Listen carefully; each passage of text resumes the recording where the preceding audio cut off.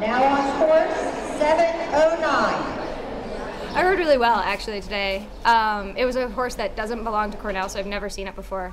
And the rider before me, like the way she rode, I didn't expect the horse to be the way he was with me, and he was awesome. And like it was fun because like I felt like I know what I'm doing, but I felt like I know what I was doing, and it just turned out really well.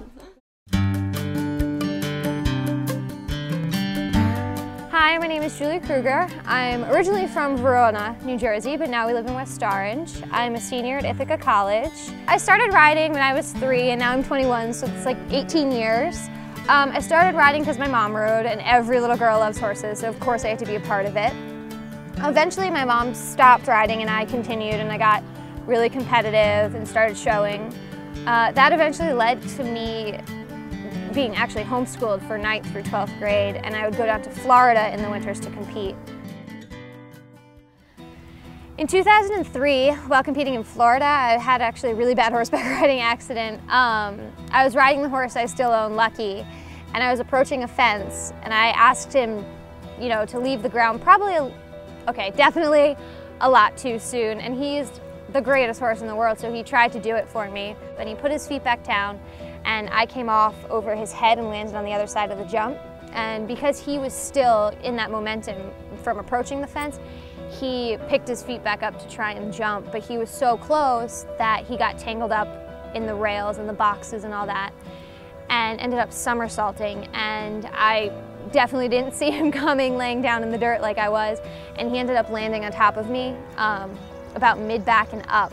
And I had over 150 facial fractures in the base of my skull. I was bleeding from every, orifice of my face would be the right word, my eyes, my ears, my nose, my mouth. The only thing that is lasting from that is a vision impairment from the pressure of the blood. When he landed on me, he compressed my heart, and the blood that was, already headed up that way was sent with enough force where it was like a punch to my optic nerves. And so that's really the only lasting damage.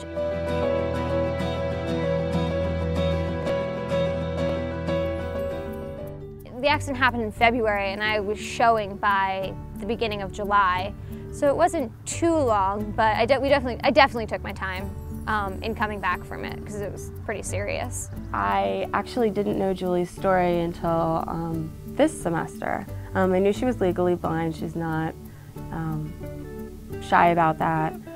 She actually makes it a joke usually most of the time. If you forget, she'll remind you in some cute way that, no, I can't read that and I can't see you when you're waving halfway across campus.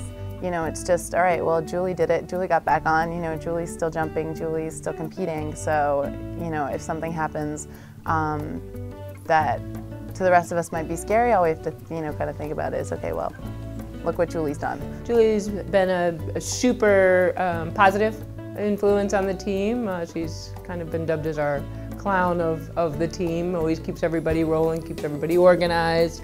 To overcome a lot of things with her vision and different things. We found things that work, like putting lights on in the ring for all of the lights, so shadows and things make it a lot easier for her to keep going, and she never gives up. What are you eating? What are you eating? Elise, no. It's not like licorice. All right, you're gonna knock me in the face, aren't you? Julie stepped up as a freshman with just the most hilarious sense of humor and absolutely no filter, and took us all by surprise. And originally everybody was stunned, and as we got to watch her ride and we saw what she brought to the team and we got to know her, we realized that the silly was helping us, and being silly and relaxing and loosening of the nerves, she helped us start winning blue ribbons. One time after a lesson, we were untacking the horses and brushing them off, and it was actually a warm night in Ithaca, which is hard to believe. So I went out to one of the paddocks and I found a frog and decided that I would come in and scare Julie with it. So I had it in my hand, but I knew she couldn't see, and I said, "Hey Julie, I have something for you." And Connie comes into the barn with her hands folded, and she goes, "Oh, I have a present for you. Put out your hands." And I walked over to her And I grabbed her hand and I put the frog in her hand. And she puts a frog, a living frog that she found outside, into my hands.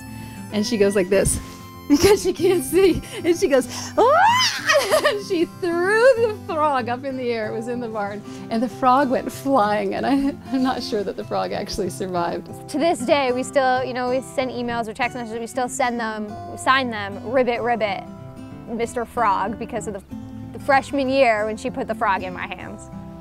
It was a frog! It's gross. This is Judah. I ride her a lot here. Riding her again tonight. We're both a little like, sassy, that's a good word. And all we're all over the place and just not your typical horser kid, I guess. Julie is very full of life. She's very loud and rambunctious, and really brings a lot of energy to the team. She's a really, I don't know, she's spunky. She's colorful. She's very colorful. Julie's disability hasn't had any effect on the way I see her. And almost as I talk through it, it's like I respect her more and more for who she is and what she does and how she rides, first and foremost, to overcome those situations. She just makes it happen. And I really just can't imagine, because riding can be really hard and I struggle with it, but she just really has overcome a lot to get where she is and have it be so fluid. And for her to be such a natural part of the team and such a beautiful, natural rider. After graduation, I do hope to keep riding. I know it won't be in the same capacity as it was before college or even during college, but horses will always be a part of my life. I love being in Ithaca my 4 years here, and I couldn't foresee doing anything at another school or another barn with different people, different coaches, different horses. There's nothing I regret about being here, and I would never, ever trade anything I learned or got to do here to do anything else.